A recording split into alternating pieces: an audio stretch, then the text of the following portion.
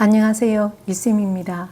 중성과학 자극과 반응 5강 4단원 내용 총정리 시작하겠습니다.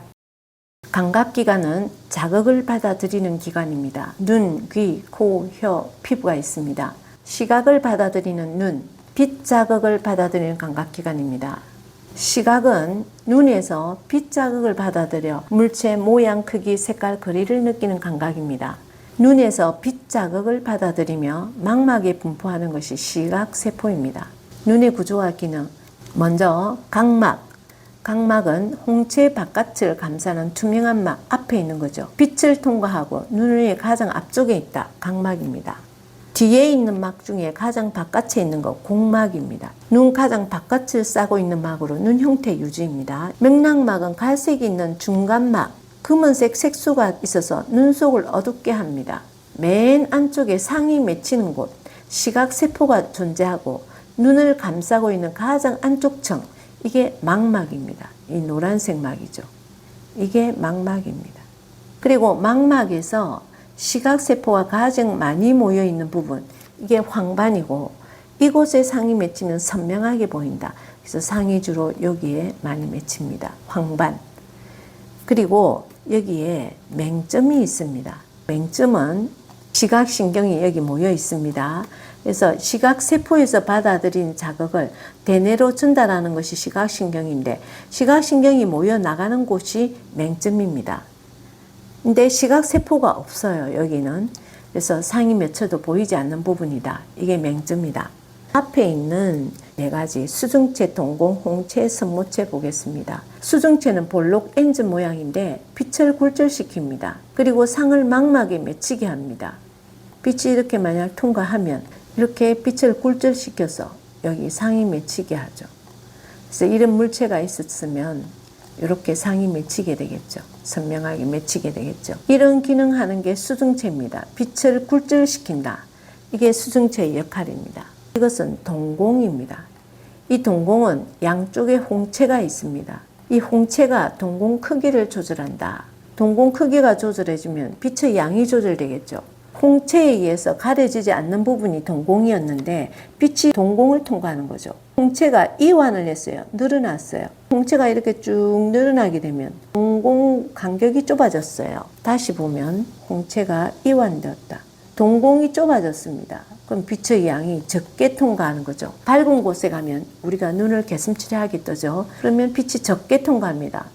빛이 너무 많이 들어오기 때문에 약하게 하는 거죠. 밝은 곳에서는. 밝은 곳에서는 홍채가 이렇게 이완되어서 동공 크기를 작게 해서 빛을 적게 통과시켜준다. 어두운 곳에 가면 홍채가 수축을 하게 됩니다. 이렇게 수축을 해버리면 동공 크기가 이렇게 커지는 거죠. 커지게 되면 빛이 많이 통과하는 거죠. 어두운 곳에 갔을 때, 극장에 갔을 때, 이럴 때 눈을 크게 뜨는 거죠. 빛을 많이 받아들이기 위해서 동공이 커집니다. 선모체가 있습니다. 선모체가 이 양쪽에 있습니다. 이 선모체가 이완했다. 이쪽으로 이완합니다. 이렇게 이완을 하게 되면 당겨지게 되겠죠. 이완하게 되면 이 수중체 두께가 이렇게 얇아집니다. 얇아지면 통과한 빛이 굴절이 이렇게 잘 안 되는 거죠. 볼록렌즈 두께가 얇으니까 수중체가 얇아져서 멀리까지 이렇게 굴절시킬 수 있는 거죠. 이게 선모체가 이완되면서 이완될 때 방향이 수중체 반대쪽이다. 그런데 선모체가 수축할 때는 이쪽으로 수축을 합니다. 수중체 쪽으로 수축하게 되니까 이게 눌려져서 이렇게 수중체가 두껍게 되는 거죠. 두껍게 되니까 통과한 빛이 굴절이 아주 급하게 되는 거죠. 그러니까 수중체 두께를 두껍게 하려면 선모체가 수축해야 되고 수중체 두께가 얇아지려면 선모체가 이완돼야 됩니다. 선모체가 이완되면 수중체가 얇아진다. 굴절이 멀리, 그러니까 먼 곳을 볼 때 이 선모체를 이완시켜 줍니다. 그런데 가까운 곳을 볼 때는 이 선모체가 수축을 이쪽으로 해가지고 양쪽에서 선모체가 수축을 해서 수중체가 두꺼워진다. 가까운 곳을 볼 때 이렇게 되겠습니다. 빛을 통과시키는 부분에 선모체 양쪽에, 그다음에 홍채 양쪽에 동공 크기를 조절하죠. 여기 동공 수중체가 있었습니다. 시각의 성립 경로는 빛이 각막을 맨 바깥에 있는 각막을 통해서 수중체를 통과하죠. 그럼 굴절되어서 이 유리체를 통과해서 망막의 시각세포에서 빛 자극을 인식을 합니다. 망막의 시각세포에서. 그럼 이것이 시각신경을 통해서 뇌로, 대뇌로 전달합니다. 눈의 조절작용 중에 밝기에 따른 동공의 크기 변화 보겠습니다. 밝을 때는 우리가 눈을 지그시 뜬다 했죠. 빛이 너무 강해서 적게 받아들이기 위해서 동공을 축소시켰죠. 검은색 동그라미, 이게 동공인데 이거는 넓은데 이건 좁죠. 동공이 축소됐습니다. 빛의 양이 감소되는 거죠. 홍채가 이완되어서 홍채 면적이 넓어졌어요. 이 면적이. 근데 여기는 좁죠. 그래서 이완되었다.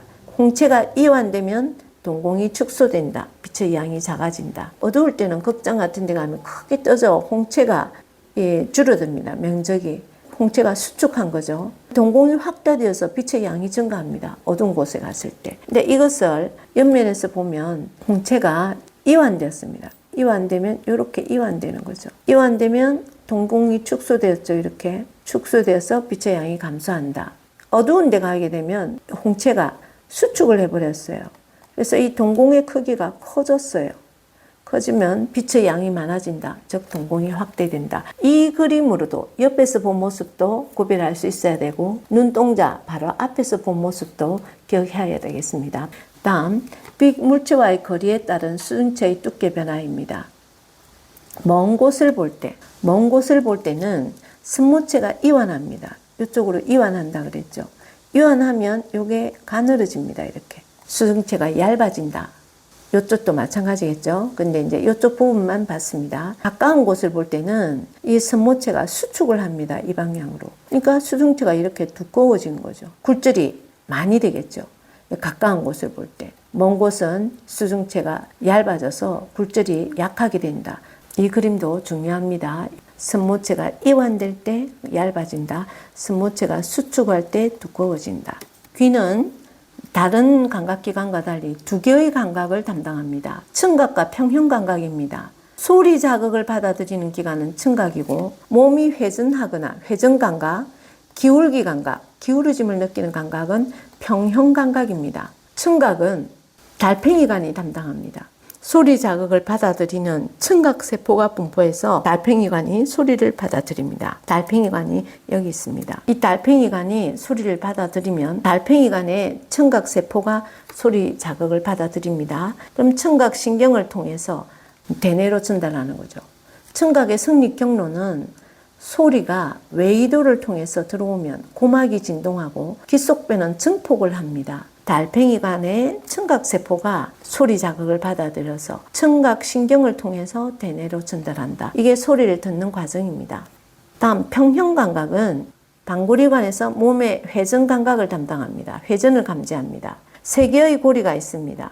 수학에서 XYZ 축이 세 축이 90도로 되어 있듯이 서로 직각으로 연결되어 있고 림프액이 속에 들어 있습니다. 그래서 림프액이 회전감각을 담당하는 거죠.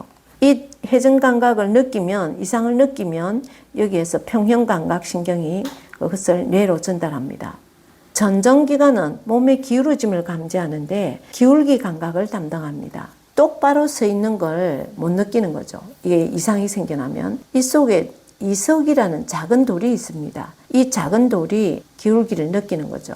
중력에 대해서 중력 이상을 감지하는 거죠. 우리 지구 중심 방향으로 중력은 향하죠. 그게 우리 지표면에서 똑바로 서 있는 거죠. 그거에 이상이 오는 거죠. 기울기 감각에. 그게 전정기관이 담당합니다. 그래서 이 전정기관이 여기 있습니다. 방고리관 바로 밑에. 이 전정기관이 기울기 감각을 담당하는데 방고리관의 회전 감각, 전정기관의 기울기 감각 두 개가 평형 감각이죠. 그 평형 감각을 여기 있는 평형 감각 신경이 받아들여서 뇌로 전달하는데 이 감각기관에서 받아들인 것은 대뇌로 전달했습니다. 이 평형 감각은 우리 운동하고 상관이 있죠. 그래서 소뇌로 전달합니다. 구체적으로 보겠습니다. 귀에 귓바퀴가 있습니다. 이 귓바퀴에서 아까 웨이도라 했죠. 고막 앞에까지 이 귀 속 이 관이 웨이도입니다. 소리가 이동하는 통로죠. 귓바퀴에서 소리가 와서 소리가 웨이도를 통과하면 고막이 진동을 합니다. 소리에 진동하는 얇은 막, 너무 얇아서 터지기 때문에 귀에는 충격을 가하면 안 되겠죠. 고막이 소리를 진동하고 그 진동한 소리를 귓속뼈, 이 귓속뼈가 여기 있습니다. 이 귓속뼈가 증폭을 합니다. 오디오에서 앰프가 증폭을 해주죠. 고막 진동한 건 너무 약해서 다시 귓속뼈에서 증폭한 다음에 이 소리를 달팽이관이 받아들입니다. 달팽이관에 청각세포가 있죠. 이 청각세포가 소리 자극을 받아들이면 청각신경, 청각세포에서 받아들인 자극을 대뇌로 전달한다. 청각신경이 이렇게 전달하게 되겠습니다. 근데 여기 있는 이 방고리관, 직각으로 서로 놓여있는 세 개의 고리관, 이 방고리관은 회전감각, 회전하는 자극을 받아들이는데 림프액이 들어있습니다. 방고리관입니다. 회전감각을 담당하고 여기 있는 이 전정기관은 기울어짐을 감지합니다. 기울기 감각, 방고리관의 회전감각, 전정기관의 기울기 감각. 그래서 기울기를 받아들이면 약간 기울어지면, 삐뚤어지면 느끼는 거죠. 이게 전정기관. 요 두 개가 방고리관과 전정기관의 평형감각 담당하는 기관입니다. 이 두 개가 받아들이는 평형감각신경, 방고리관과 전정기관에서 받아들인 자극을 뇌로 전달한다. 평형감각신경인데 뇌로 전달하죠. 이 뇌만 유일하게 소뇌, 운동을 담당하는 소뇌로 전달합니다. 근데 여기에 고막이 통과할 때 이 외이도의 이 압력하고 고막 안쪽의 압력이 같도록 조정해 주는 것이, 고막 안쪽과 바깥쪽의 압력을 같게 조절해 주는 것이 귀인두관입니다. 귀인두관이 고막 바깥의 압력, 고막 안쪽의 압력을 같게 조절하는데 갑자기 압력 변화가 클 때, 우리가 비행기를 탈 때 갑자기 올라가게 되면 귀가 윙하고 울리죠. 귀가 멍하게 됩니다. 귀가 멍할 때 귀인두관이 아직 완전히 조정을 못한 상태인 거죠. 조금 있으면 괜찮아집니다. 귀인두관은 고막 안쪽과 바깥쪽의 압력을 조절한다. 후각을 담당하는 코는 기체 상태의 화학물질, 냄새죠. 기체 상태의 화학물질을 자극으로 받아들이는 감각기관인데 후각은 코에서 기체 상태의 화학물질을 자극으로 받아들이는 감각입니다. 즉 냄새를 느끼는 감각입니다. 구조가 후각세포와 후각신경, 후각상피가 있습니다. 후각상피는 코 속 윗부분에 있는 점액으로 덮인 세포층입니다. 여기에 후각세포가 분포하고 있습니다. 후각세포가 기체 상태의 화학물질을 자극으로 받아들인다. 후각신경은 후각세포에서 받아들이는 자극을 대뇌로 전달합니다. 후각의 성립 경로, 즉 냄새를 맡는 과정은 기체 상태의 화학물질을 후각상피 속에 있는 후각세포가 자극을 받아들입니다. 기체 상태의 화학물질의 자극을, 냄새를 받아들이면 후각신경이 그것을 대뇌로 전달합니다. 구체적으로 구조를 보겠습니다. 코 속 윗부분에 여기 이 부분을 그대로 확대한 것이 이 사각형의 구조입니다. 이 사각형 속에 이걸 확대하니까 여기에 후각상피가 있습니다. 코 속 윗부분에 후각상피가 있다 했죠. 이 후각상피 속에 후각세포가 이렇게 있습니다. 후각세포가 이렇게 많이 분포합니다. 이 후각세포들이 기체 상태의 화학물질들을 이렇게 받아들입니다. 냄새를 받아들이죠. 여기에서 기체 상태의 화학물질을 코로 받아들이는 거죠. 그것이 보면 여기에 기체 상태가 이렇게 받아들이는 거죠. 그러면 이 받아들인 기체 상태의 화학물질을 후각신경이 대뇌로 전달해 줍니다. 후각상피, 후각세포, 후각신경 이 부분이죠. 코 속 윗부분에 있습니다. 이 후각상피 바로 안쪽에 위쪽에 후각신경, 이게 대뇌, 뇌가 여기 있겠죠. 대뇌로 전달을 하는 것입니다. 후각상피 속에 후각세포가 있고 후각신경이 전달되어서 뇌로 보내준다. 기체 상태의 화학물질에 반응한다. 미각을 담당하는 혀가 있습니다. 이 혀는 액체 상태의 화학물질입니다. 맛이죠. 이걸 자극으로 받아들이는 감각기관입니다. 미각은 혀에서 액체 상태의 화학물질을 자극으로 받아들여서 맛을 느끼는 감각이다. 미각의 성립 경로는, 맛을 느끼는 과정은 액체 상태의 화학물질을 맛봉우리 속에 맛세포가 있습니다. 액체 상태의 화학물질을 받아들이는 거죠. 이 액체 상태 화학물질의 자극을 받아들여서 미각신경을 통해서 뇌로 전달합니다. 대뇌로 전달합니다. 맛봉우리의 맛세포, 이 구조는 조금 이따 구체적으로 보겠습니다. 참고로 혀로 느끼는 기본적인 맛 5가지가 단맛, 짠맛, 신맛, 쓴맛, 감칠맛입니다. 요즘 제6의 맛, 지방맛 있지만 기본적인 5개는 이것입니다. 그런데 보통 여러분들이 알고 있는 매운맛이나 떫은 맛은 기본적인 맛이 아닙니다. 피부 감각에서, 미각에서 느끼는 게 아니고 피부 감각으로 느낍니다. 혀에 있는 혀 피부에 통점이 있고 앞점이 있는데 통점에서 느끼는 것이 매운맛이고 앞점에서 느끼는 것이 떫은 맛입니다. 혀의 구조를 구체적으로 보겠습니다. 혀의 구조를 보면 먼저 유두가 있습니다. 이 유두는 혀 표면에 작은 돌기, 혀 표면에 이 돌기들 많죠? 이게 지금 유두입니다. 유두 하나를 이렇게 확대시켜 보았습니다. 이 틈이 있죠, 혀 속에. 그래서 양치질을 깨끗이 해야 되겠죠. 혀도 닦아야 되겠죠. 옆면에 보면 맛봉우리라는 게 있는데 맛봉우리는 유두 옆면에 분포한다. 맛세포가 모여 있다. 유두 옆면에 보면 이렇게 분포하고 있죠. 요게 맛봉우리인데 이 하나를 확대해 봤습니다. 맛봉우리 확대한 게 요것인데 맛봉우리 속에 이렇게 맛세포가 존재합니다. 맛세포가 액체 상태의 화학물질을 자극으로 받아들인다. 맛을 감지합니다. 이것이 맛을 감지하면 거기에 연결되어 있던 미각신경들, 이 미각신경들이 대뇌로 자극을 전달합니다. 미각신경이 맛세포가 받아들인 자극을 대뇌로 전달한다. 피부 감각을 담당하는 피부가 있습니다. 피부는 부드러움, 아픔, 따뜻함, 차가움, 딱딱함 이런 걸 느끼는 감각인데 감각점에서 자극을 받아들입니다. 피부에서 자극을 받아들이는 부위를 감각점이랍니다. 온몸에 분포하는데 수는 차이가 있습니다. 전체적으로 위치에 따라 다릅니다. 감각점의 수는 차이가 있습니다. 감각점 5가지 밀도를 보면 통점, 앞점, 촉점, 냉점, 온점, 감각점 5가지입니다. 통점은 통각이라는 감각 느끼고 앞각, 촉각, 냉각, 온각을 느낍니다. 통점이 가장 많이 분포합니다. 앞점, 촉점, 냉점, 온점이 가장 적게 분포하죠. 통점이 가장 많이 분포한다는 거. 맛을 느낄 때 매운맛은 통점에서 느낀다 했죠. 그리고 떫은 맛은 앞점에서 느낀다고 했습니다. 그러니까 피부 감각에서 느끼는 거죠. 피부 감각의 승리 경로, 피부 감각을 느끼는 과정입니다. 자극을 피부의 감각점이 받아들입니다. 피부 감각 신경을 통해서 대뇌로 전달한다. 참고로 피부 구조를 보면 여기 통점이 있습니다. 매운맛을 느끼는 것도 통점이고 이 통각을 느끼는 거죠.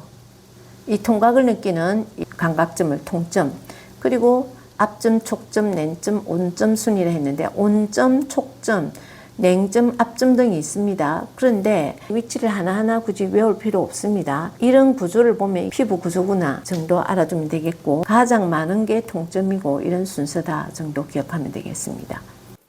1. 뉴런. 신경계란 감각기관이 받아들인 자극을 뇌로 전달하고 뇌가 그 자극을 판단해서 적절한 반응이 나타나도록 신호를 전달하는 체계가 신경계입니다. 뉴런은 이 신경계를 이루고 있는 기본 단위입니다. 이 신경세포 뉴런의 구조와 기능에 대해서 알아보겠습니다. 먼저 신경세포체. 핵과 세포질이 있고 다양한 생명활동이 일어나는 곳입니다. 이 가지돌기, 감각기관이나 다른 뉴런으로부터 전달된 자극을 받아들인다. 전달된 자극을 받아들이는 것이 가지돌기입니다. 신경세포체에서 뻗어나온 여러 개의 짧은 돌기입니다. 3. 축삭돌기. 다른 뉴런이나 반응기관으로 자극을 전달합니다. 신경세포체에서 뻗어나온 한 개의 긴 돌기입니다. 가지돌기는 여러 개, 무수히 많은 짧은 돌기가 있지만 축삭돌기는 긴 돌기입니다. 뉴런은 기본적으로 신경세포체, 가지돌기, 축삭돌기가 있습니다. 그림으로 알아보겠습니다. 먼저 이 신경세포체는 여기 핵과 세포질이 있어서 다양한 생명활동이 일어난다고 했죠. 이 신경세포체에서 이렇게 많은 짧은 가지돌기가 나와 있습니다. 가지돌기는 감각기관이나 다른 뉴런으로부터 전달된 자극을 받아들입니다. 축삭돌기는 신경세포체로부터 하나의 긴 돌기가 나와 있습니다. 이것이 축삭돌기인데 다른 뉴런이나 반응기관으로 자극을 전달합니다. 자극을 전달하는 것이 축삭돌기이고 자극을 받아들이는 곳이 가지돌기입니다. 그래서 중앙의 신경세포체를 중심으로 짧은 돌기가 여러 개, 긴 돌기 한 개, 기본적인 구조를 갖춥니다.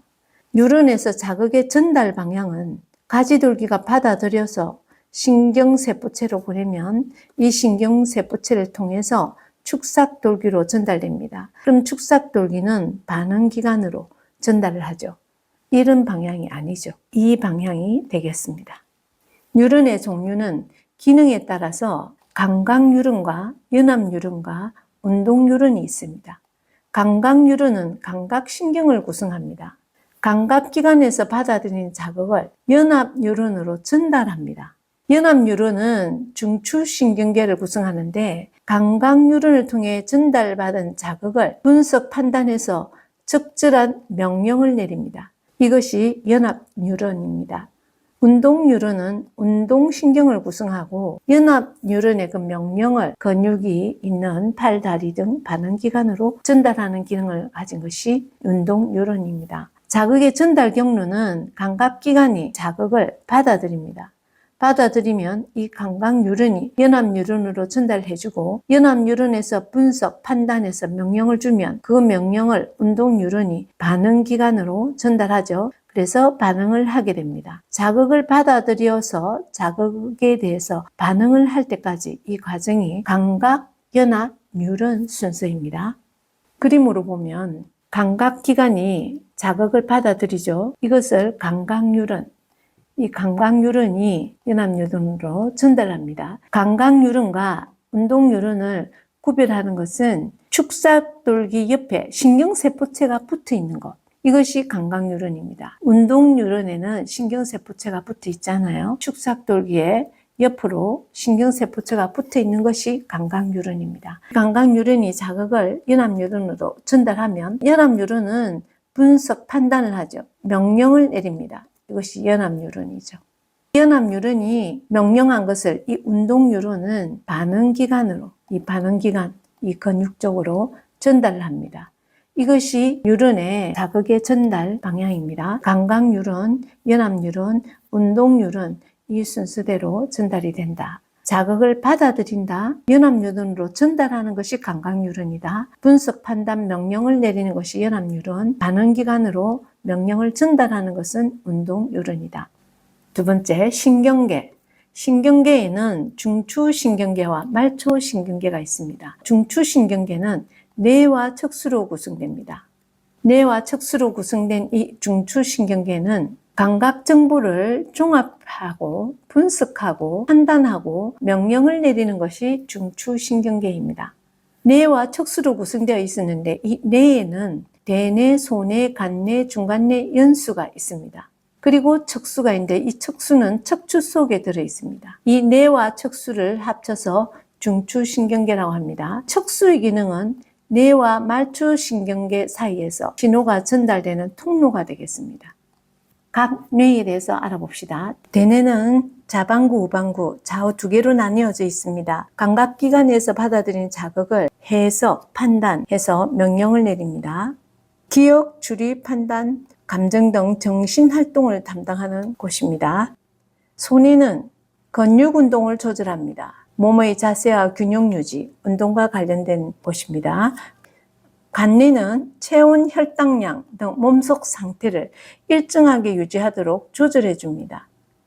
중간뇌는 안구 운동, 동공 크기, 홍채 변화 조절, 그리고 무조건 반사의 중추입니다. 무조건 반사는 동공의 크기 조절, 이것의 중추가 되겠습니다. 연수는 심장 박동, 호흡 운동, 소화액 분비 등 생명 유지 활동을 조절합니다. 무조건 반사로서 기침, 재채기, 하품 이런 것들의 중추가 되겠습니다.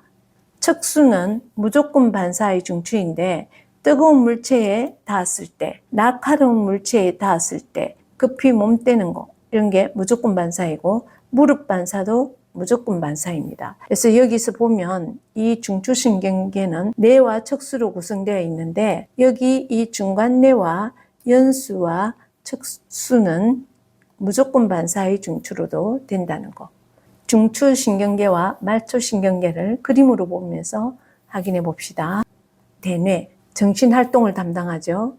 간뇌, 체온이나 혈당량 조절하는, 소뇌는 운동 균형 조절이죠. 그 다음 중간뇌는 안구 운동과 관련이 있죠. 연수는 생명 활동하고 상관이 있습니다. 척수는 무조건 반사의 중추로도 되고 이 자극을 전달하는 통로가 되기도 하죠. 척추 속에 들어있습니다. 뇌와 척수가 중추신경계이고 말초신경계는 감각신경과 운동신경으로 나뉩니다. 온몸에 퍼져 있습니다. 중추신경계와 온몸을 연결하는 신경계입니다. 감각신경은 감각기관에서 받아들인 자극을 중추신경계로 전달합니다. 운동신경은 중추신경계의 명령을 반응기관으로 전달합니다. 운동신경은 체성신경과 자율신경으로 구분하는데 체성신경은 대뇌의 명령을 팔다리 근육으로 전달을 합니다. 전달을 해서 몸의 움직임에 관여하는 것이 체성신경인데 항상 이 대뇌 명령을 전달한다는 것. 자율신경은 교감신경, 부교감신경으로 구분하는데 내장기관에 분포합니다. 이것은 같은 내장기관에 분포해서 서로 반대작용, 길항작용이라 합니다. 길항작용을 한다. 서로 반대작용을 한다. 중요한 심장, 소장, 내장기관에 연결되어 있는데 대뇌의 직접적인 명령 없이 내장기관의 운동을 조절하는 것. 그게 자율신경입니다. 교감신경은 긴장하거나 위급 상황일 때 우리 몸 대처하기에 알맞게 해주는 것이고 부교감신경은 반대로 긴장 상태의 몸을 원래의 안정 상태로 되돌리는 것이 부교감신경입니다. 공공 크기와 호흡 운동, 심장 박동, 소화 운동으로 구분해서 교감신경과 부교감신경의 반응을 봅시다. 교감신경이 활동할 때는 긴장하거나 위급 상황이니까 놀라면 동공이 커지죠. 그래서 동공이 확대됩니다. 숨이 가빠지죠. 누르면 위급 상황일 때 호흡 운동이 촉진되고 심장이 두근두근거립니다. 심장 박동이 촉진되고 소화는 안 되겠죠. 억제됩니다. 긴장하거나 위급 상황에 해당되는 걸 생각해 보면 이 교감신경이 어떻게 반응하는지 알 수 있고 부교감신경은 길항작용, 그것과 반대 방향이기 때문에 다시 안정한 대로 돌아오니까 커졌던 동공이 다시 축소되죠. 호흡은 다시 안정 상태로 억제되겠죠. 심장 박동도 안정한 상태로 다시 억제가 되고 소화 운동은 이제 괜찮겠죠. 촉진이 되겠습니다. 교감신경과 부교감신경은 서로 반대작용을 한다. 같은 내장기관에 있어서 긴장하거나 위급 상황일 때 교감신경이 발동하고 반대일 때 부교감신경으로 다시 돌아와서 안정한 상태로 돌아가게 되겠습니다.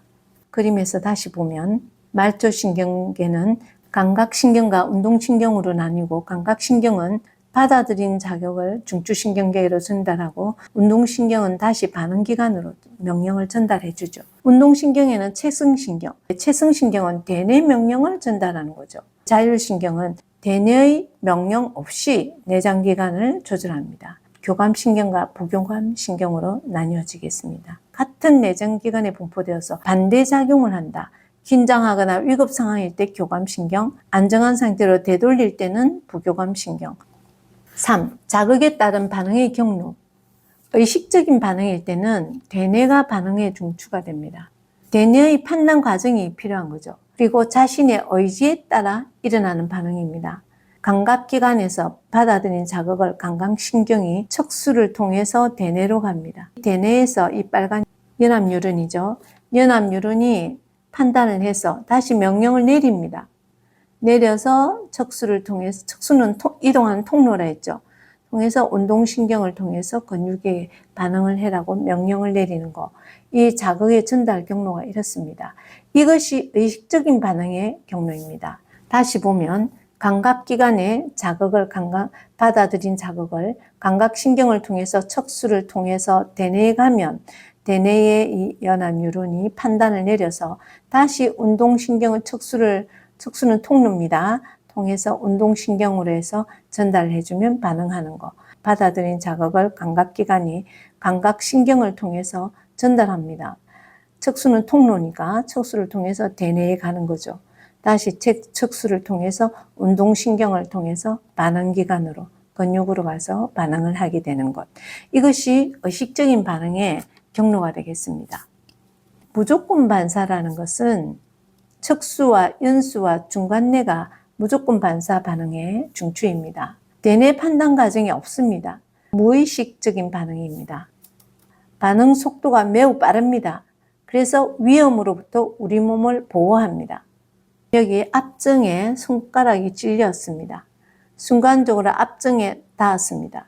이랬을 때 이 자극을 감각기관이 받아들여서 전달하는데 대뇌까지 가지 않고 척수가 반응의 중추가 되겠습니다. 척수에서 연합뉴런의 판단을 받아서 바로 척수에서 운동신경을 통해서 근육에 명령을 내리죠. 손이 앞정에서 떼는 거죠. 찔리니까 따가우니까 금방 반응하는 거죠. 이걸 여기에서 대뇌까지 갔다가 다시 명령을 받아서 이리로 와서 이리 가게 되면 이 기간만큼 시간이 길어지잖아요. 그럼 반응 속도가 느려지니까 우리 몸이 위험한 거죠. 이 무조건 반사는 반응 속도가 매우 빨라서 우리 몸을 보호하게 됩니다. 그래서 지금 위험한 자극을 받아들이면 이 감각기관이 감각신경을 통해서 척수나 연수나 중간뇌에 전달하는데 지금 앞정에 닿았을 때나 뜨거운 물체에 닿았을 때 뜨거워 이러면서 손을 떼는 이런 것은, 그리고 무릎 반사 이런 것들은 척수입니다. 그래서 척수가 바로 판단을 내려서 운동신경에 전달해 주니까 반응기관이 반응을 하게 되는 거죠. 그래서 반응 속도가 매우 빠르다는 거. 우리 몸을 보호하는 하나의 장치죠. 이것이 무조건 반사입니다. 이 무조건 반사의 중추를 다시 한번 보면 척수는 뜨거운 주전자에 닿았을 때, 뜨거운 물체에 닿았을 때 위급하죠. 이럴 때 척수에서 바로 명령을 내립니다. 대뇌까지 가지 않고. 앞정에 찔려 재빨리 손가락을 떼야 할 때 이때도 척수에서 바로 명령을 내리니까 반응 속도가 빠르겠죠. 무릎 반사도 무릎 바로 밑부분을 고무망치로 살짝 때리면 바로 반응을 해서 다리가 위로 탁 올라옵니다. 이런 것은 척수에서 바로 명령을 내리는 거죠. 이건 무릎 반사. 이런 것들은 척수가 반응의 중추가 되겠습니다. 두 번째, 연수는 재채기라든지 딸꾹질이라든지 침분비라든지 생명활동을 담당하는 이 연수죠. 근데 재채기, 딸꾹질, 침분비 이런 것들은 바로 이 무조건 반사의 중추 연수에 의해서 아주 반응 속도가 빠르게 일어납니다. 그 다음에 이 중간뇌도 무조건 반사의 중추인데 동공반사. 갑자기 너무 강렬한 햇빛이 받아들이게 되면 동공면적을 축소시키죠. 공체에 의해서. 그래서 이런 반응은 바로 하는 거죠. 그래서 빠른 반응이 속도가 필요하기 때문에 무조건 반사를 하게 됩니다. 무조건 반사는 의식적인 반응하고 달리 굉장히 빠르게 일어난다. 매우 빠르게 일어난다. 반응 경로가 짧아서 반응 속도가 빠르다라는 것까지 봤습니다. 1. 호르몬. 세포나 기관으로 신호를 전달하여 몸의 기능을 조절하는 화학물질입니다. 신호를 전달하는 것은 신경계와 같지만 호르몬은 화학물질입니다. 호르몬은 내분비샘에서 만들어져 혈액으로 분비합니다. 호르몬을 만들어 분비하는 조직이나 기관을 내분비샘이라 하는데 분비관이 없습니다. 소화샘이나 땀샘 같은 것은 분비관이 있죠. 이 내분비샘은 분비관이 없습니다. 혈관을 따라 온몸으로 이동하여 신호를 전달하고 기능을 조절합니다. 중요한 것은 표적세포나 표적기관에 작용한다는 겁니다. 표적세포나 표적기관에 작용한다. 기억합시다. 호르몬의 분비량이 너무 적거나 많으면 몸에 이상 증상이 나타난다. 결핍증, 과다증 이런 것들이 나타납니다. 호르몬과 신경계를 비교해 봅시다. 신호 전달 속도, 작용 범위, 효과의 지속성, 신호 전달 매체, 특징 나누어서 보겠습니다. 호르몬은 신호 전달 속도가 느립니다. 느린데 신경계는 빠릅니다. 신경계는 감각뉴런, 연합뉴런, 운동뉴런 해서 자극을 인지하면 바로 반응을 하죠. 그래서 속도가 빠릅니다. 호르몬은 느리죠. 작용 범위는 호르몬은 화학 반응이 일어나는 거죠. 그래서 화학물질이라서 신호전달 속도는 느리지만 작용 범위는 굉장히 넓습니다. 근데 신경계는 딱 자극받은 그 부위 좁죠. 그래서 신경계는 작용 범위가 좁지만 호르몬은 넓다. 효과의 지속성, 호르몬은 길게 이어집니다. 신경계는 짧습니다. 반응을 일으키면 끝입니다. 신호전달 매체를 보면 호르몬은 혈액입니다. 혈액을 따라 이동하죠. 근데 신경계는 뉴런이죠. 신경계는 한 방향으로만 신호를 전달하죠. 호르몬은 표적세포나 표적기관에만 작용한다. 혈액을 매체로 해서 표적세포나 표적기관에만 작용한다. 우리 몸의 뇌분비샘과 거기서 분비하는 호르몬에 대해서 알아봅시다. 뇌분비샘은 뇌하수체, 갑상샘, 부신, 이자, 난소, 정소로 나누어 보겠습니다. 뇌하수체는 간내에 속해 있습니다. 뇌하수체에서 분비하는 호르몬은 생장 호르몬, 갑상샘 자극 호르몬, 항인유 호르몬이 있습니다. 생장 호르몬은 몸의 생장을 촉진하고 갑상샘 자극 호르몬은 티록신의 분비를 촉진하고 항인유 호르몬은 콩팥에서 물 재흡수를 촉진시킵니다. 목 부위에 있는 이 나비 모양의 갑상샘이 있습니다. 이 갑상샘은 티록신을 분비합니다. 이 티록신은 세포 호흡을 촉진하죠. 호흡작용을 하면 발열이 되겠죠. 열 발생량이 증가하게 되겠습니다. 부신은 콩팥 위에 있는 두 군데에 있는 이 부신은 아드레날린을 분비합니다. 아드레날린이 에피네프린 똑같은 말인데 아드레날린으로 수업하겠습니다. 아드레날린의 기능은 심장박동을 촉진하고 혈압을 상승시키고 혈당량을 증가한다. 혈당량 증가는 여기에도 혈당량 증가가 있습니다. 같은 기능이죠. 소화기관에 이자가 있습니다. 이자에서는 인슐린과 글루카곤을 분비합니다. 인슐린은 혈당량을 감소시키고 글루카곤은 혈당량을 증가시킵니다. 이 난소는 여성의 생식기관입니다. 여기에서는 에스트로겐이라는 호르몬을 분비해서 여성의 2차 성증을 발현합니다. 이것은 남성의 정소인데 분비하는 호르몬이 테스토스테론인데 남성의 2차 성증을 발현시킵니다. 3. 호르몬 관련 질병입니다. 뇌하수체에서 분비되는 생장 호르몬이 성장기에 결핍되면 소인증이 나타납니다. 소인증은 정상에 비해서 키가 매우 작은 것입니다. 성장기에 생장 호르몬이 과다 분비되면 거인증이 생깁니다. 비정상적으로 너무 큰 거죠. 생장 호르몬이 성장기 이후에 과다 분비되면 말단 비대증이 생깁니다.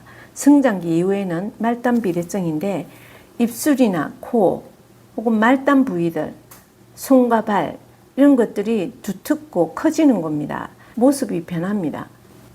다음 티록신. 티록신이 결핍되면 갑상샘 기능 저하증이 생깁니다.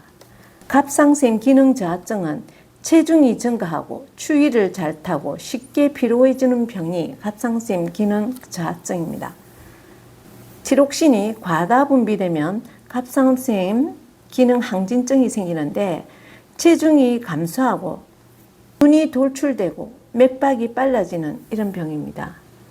이자에서 분비되는 인슐린이 결핍되면 당뇨병에 걸립니다. 당뇨병은 혈당량이 아주 높아지는 것입니다. 포도당이 오줌에 섞여 나옵니다.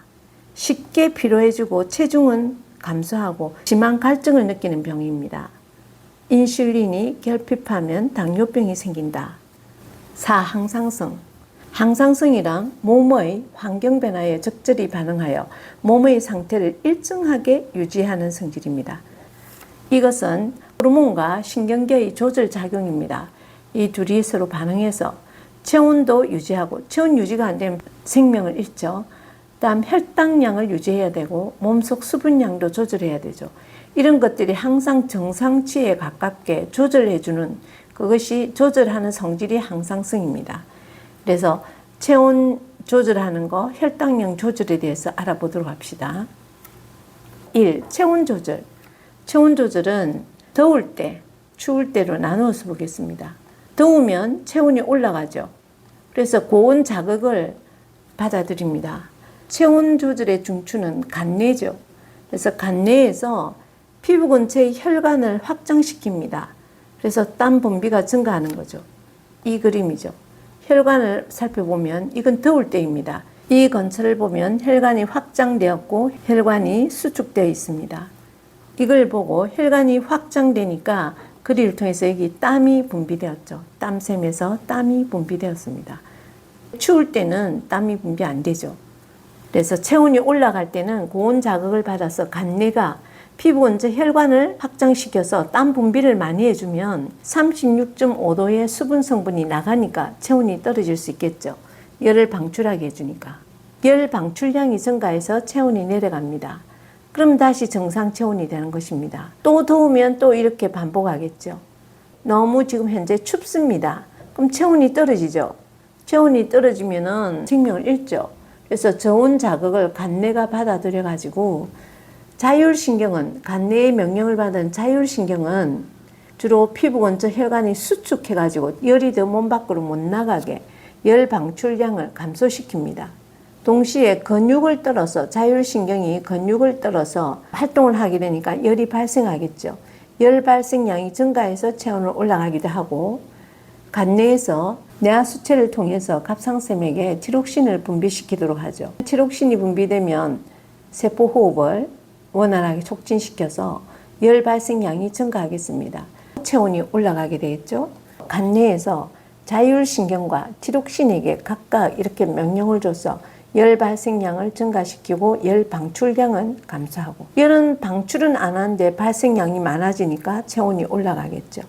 그래서 다시 정상 체온이 되는 것입니다. 이게 추울 때죠.